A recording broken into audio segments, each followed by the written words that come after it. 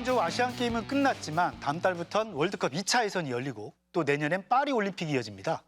여전히 스포츠에 대한 관심이 높은데요. 북한은 어떤지 알아보겠습니다. 네, 함께 하실 두 분입니다. 어서 오세요. 안녕하세요.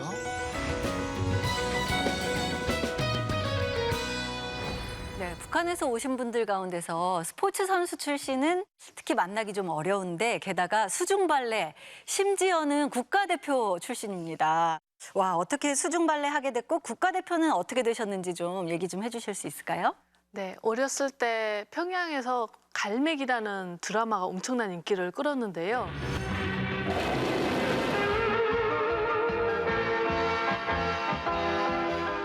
그 영화로 인해서 인어공주 애니메이션도 또 엄청 좋아하게 됐고 그렇게 7살에 수중발레라는 스포츠 종목을 시작했고 또 정작 돼 보니까 국가대표 선수가 되어야 되겠다 하는 꿈이 생기더라고요. 그 당시에는 세뇌 교육을 받아서 그런지 뭔가 장군님의 딸이 되고 싶다. 이런 말도 안 되는 꿈을 또 꿨던 것 같습니다. 네. 사실 우리나라 같은 경우는 인기 종목이 스포츠 스타가 뜨면은 그 종목을 따라하는 경향들이 상당히 많이 있습니다. 박세리가 뜰 때 골프가 대중화됐고 박찬호 선수가 메이저리그에서 이제 휘날릴 때 우리는 또 야구가 굉장히 활성화됐던 시기가 있습니다. 북한도 부분적으로는 마찬가지인데 사실 조금 특이한 점이 없잖아요, 있습니다. 최고 지도자가 어느 종목을 좋아하느냐에 따라서 인기 종목으로 편입되는 경우들이 상당히 좀 있거든요. 예를 들어서 김정은이 같은 경우는 유학 다닐 때 농구도 했었기 때문에 농구가 상당히 좀 인기 있는 종목으로 편입되고 있고 그다음에 김정은 같은 경우는 일반 국민들이 참 생소한 종목을 좋아했습니다. 수중발레를 좋아했는데 그러면서 북한에서 수중발레가 홍보수단으로 활용됐던 적도 있었습니다. 그런 점들이 사실 우리와 북한의 또 인기 종목에 대한 차이가 있는 것도 같습니다. 네. 네, 이번 항저우 아시안게임에 북한은 5년간의 공백을 깨고 국제무대에 참가했는데요. 되돌아보면 코로나로 중단됐던 각종 체육대회를 지난해부터 잇따라 열면서 이런 분위기를 조성했었습니다.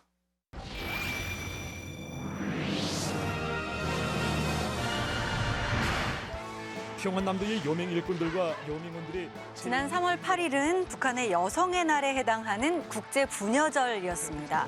이날을 기념해서 여성 체육대회가 열렸습니다.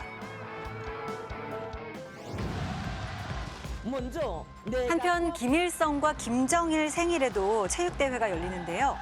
김정일 생일을 기념해서 열린 축구 경기에는 김정은 위원장과 딸 김주애가 찾기도 했습니다. 김정은 동지와 사랑하는 자제분을 한자리에 모시고 기쁨과 희열에 넘치오. 공화국 선수권대회 개막식이 북한의 정권 수립 기념일에 즈음해선 공화국 선수권대회도 열렸는데요. 이번 선수권대회에서는 31개 종목의 530여 개 세부 종목 경기들을 진행하게 됩니다. 북한은 각종 기념일마다 대규모 체육대회를 여는 것 같은데요. 이렇게 체육대회를 강조하는 배경이 궁금합니다. 사실 북한처럼 세계에서 각종 기념일을 앞세워서 대회를 하고 있는 나라는 참 드뭅니다. 사실 그게 주민을 위한 체육다라기보다는 사상적 통합과 충성심을 유도하기 위한 그런 세레머니를 활용하고 있지 않나라는 생각들이 듭니다. 근데 다만 이제 올해는 조금 차이가 있어 보이는 것 중에 하나가 사실 코로나 시대에 국경을 폐쇄하고 지역 간 이동을 폐쇄했지 않습니까? 그럼에도 불구하고 올 2월부터 차근차근 대회를 실시를 했었거든요. 아마 이 부분은 오늘 항저우 아시안게임에 대한 자신감들이 있었기 때문에 그렇지 않았나라는 생각들도 해봅니다. 네. 그래서 저희 종목 같은 경우는 매해 김정일 생일 2월 16일에 엄청 큰 수중발레 쇼를 해요. 그때 평양을 방문하는 모든 관광객, 그다음에 또 북한에서 중요한 높은 간부들이 와서 봤습니다. 그럼 선수들이 정말 최선을 다해서 공연을 4일 동안 하거든요. 그럼 TV로 4일 동안 방영이 되는 거예요. 그리고 또 친구들 속에서도 내 친구가 저렇게 수중발레 쇼에 나갔다 하는 건 엄청난 자랑거리가 되고 저 같은 경우는 7살부터 운동 그만두기 전까지 13년 동안 매해 그 행사에 참여를 한 거죠. 오는 11월 16일부터는 2026 월드컵 아시아 2차 예선이 시작되잖아요. 그런데 북한에서도 경기가 열릴 가능성이 높다고요? 그리고 이번 월드컵 과정에서 이제 북한은 아시아에서 9개의 그룹이 있는데 B그룹에 속해 있습니다. 사실 이 대회는 홈앤드 어웨이 방식입니다. 따라서 상대 국가에서 가게 되면 반드시 자기 나라에서도 개최를 해야 되는 부분들이 있다. 그런 측면에서 보면 이제 그동안에 폐쇄됐던 국경을 개방하면서 이런 일본이나 시리아가 북한 가서 대회를 할 거라고 보입니다. 그런데 참 그때 가봐야 합니다. 여자 월드컵 예선전 같은 경우는 북한이 우리를 당연히 이길 거라고 하고 김일성 경기장에서 했다가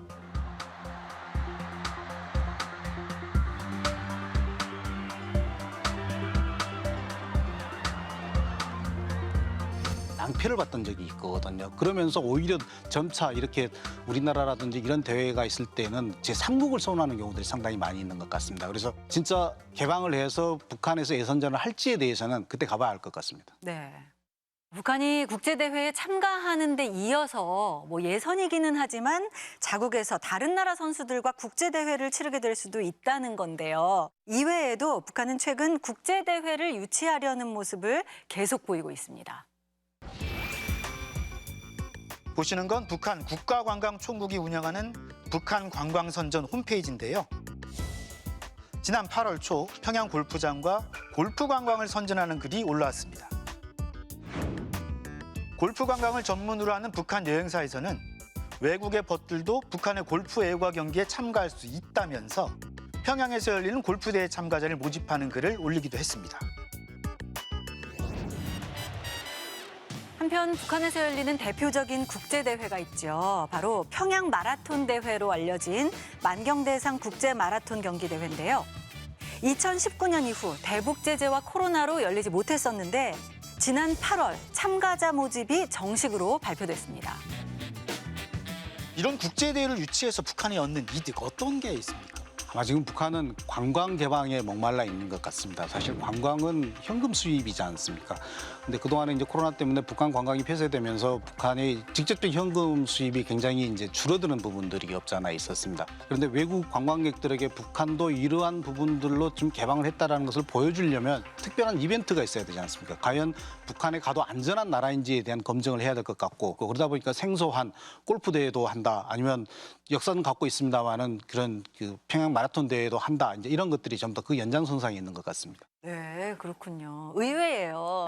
근데 북한이 적극적으로 나서서 국제대회를 연다고는 하지만 한편으로는 과연 참가하는 사람이 얼마나 될까 하는 생각도 들고요. 거기에 우리나라 선수들도 참여할 수 있는지도 궁금합니다. 그 국제대회 같은 걸 오픈을 하면 모든 스포츠 선수들이 동원이 돼서 응원을 해야 되는 그런 시스템인데요. 근데 남한 선수를 본 적이 없어서 쉽지 않은 일이 아닐까 싶고 또 선수들의 최고의 관심사는 국제대회를 할 때 외국인 선수들이 오는 것보다는 개인적인 피셜에는 그 선수들이 입는 운동복, 먹는 비타민, 음료 이런 게 더 관심사였던 것 같아요. 그리고 또 우리끼리 하는 얘기로는 북한이라는 나라가 가난하고 좀 힘들다는 이미지를 저희도 잘 알고 있거든요. 그래서 외국인 선수들이 잘 안 온대. 그래서 국가에서 돈을 써서 데리고 온다고 그렇게 많이 들었습니다. 근데 평양 골프장에서는 우리 골프 선수들이 직접 골프 대회를 참가했던 적이 있잖아요. 사실 북한 같은 경우는 골프라든지 야구는 자본주의 국가의 꽃경기다 해서 사실 많이 못하게 했던 적이 있었습니다. 근데 이제 워낙 골프가 세계적으로 대중화되면서 골프가 관광객을 유치하기 위한 중요한 수단이 되니까 평양에 골프장도 만들고 금강산에도 골프장도 만들고 그랬던 적이 있고 또 거기에 우리나라 선수단들이 가서 프로 대회를 했던 적도 있습니다. 결국 우리도 이제 정상적인 국가로서의 골프 경기도 한다라는 것을 보여주기 위한 것이었다라고 생각을 합니다. 그리고 평양 국제 마라톤 대회가 매년 했었습니다. 근데 지금까지 우리나라 선수단들이 한 번도 한 적이 없고요. 남북이 이렇게 경색된 상황에서는 사실 우리나라 선수단들이 가기가 쉽지 않을 것 같습니다. 그렇게 화해 분위기 있을 때도 못 갔었는데 이번에도 가기는 좀 어렵지 않겠나 그런 생각도 해봅니다. 네, 북한은 각종 체육대회를 자주 열고 또 스포츠를 일종의 기회로 삼는 듯한 모습도 보이곤 하는데요. 북한 매체에선 체육과 관련한 여러 성과를 보도하기도 합니다. 보시는 것은 지난 3월 평양에서 열렸던 올림픽위원회 총회입니다. 반도핑 개선책과 전문 체육 기술 수준을 더 높은 단계로 끌어올리고 대중체육 사업을 활발히 벌리는 문제 등을 논의했다고 합니다.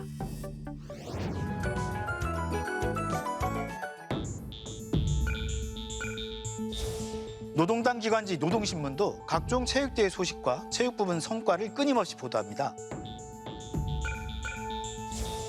스포츠 행사와 함께 심판, 훈련 등 관련 연구에도 공을 들인다고 전합니다. 북한 스포츠를 볼 때마다 스포츠를 대하는 인식이 우리와는 좀 다르다고 느껴지는데요. 정치적인 의미가 좀 많이 담기는 것 같습니다. 북한에서는 스포츠를 정말 온전히 스포츠로만 바라보지 않고 정치적으로 많이 활용을 하는 것 같아요. 그래서 은메달을 따도 1등한 선수가 뭐 미국 선수, 대한민국 선수, 일본 선수라면 크게 의미가 없거든요. 그들의 괴뢰도당에게 패한 거기 때문에 그런 방송은 국회 안 내보내고 대한민국과 해서 이겼다, 일본과 싸워 이겼다 이런 영상을 보여주면서 북한 주민들에게 단합과 또 중호심과 또 우리가 그들 괴뢰도당을 이겼다 하는 그런 정치적 효과로 많이 이용을 하는 것 같습니다. 네, 그런 것 같아요. 남북 단일팀도 있었던 적이 있었잖아요. 그런데 남북이 같이 뛸 날도 정말 또 기대할 수 있을까 하는 생각도 드는데 어떠세요? 북한의 팀은 계속 나올 거라고 봅니다. 왜냐하면 올림픽 회원 국가이기도 하고 그다음에 피파의 회원 국가이기도 합니다. 만약에 회원 국가이면서도 불구하고 대회에 참가를 못하게 되면은 이건 또 징계를 받아야 되는 상황이지 않습니까? 그래서 여전히 이제 북한 선수단들을 계속 볼 거라고는 생각하는데 과거처럼 우리 선수단하고 공동 훈련도 하고 뭐 손잡고 웃고 지금 상황에서는 사실 그렇게 과거 같은 모습을 보기에는 매우 한계가 있을 것 같다라는 생각들입니다. 참 안타까운 현실입니다. 네. 공동훈련까지는 바라지 않아도 대한민국 선수들에게 줬다는 이유만으로 비판받는 일은 좀 없었으면 좋겠습니다. 네. 북한에서 열리는 체육대회 그리고 국제대회에 대해서 살펴봤는데요. 북한 주민들도 이 스포츠를 온전히 스포츠로 즐길 수 있다면 좋겠습니다. 요즘 날씨도 선선하고 운동하기 참 좋은 계절이죠.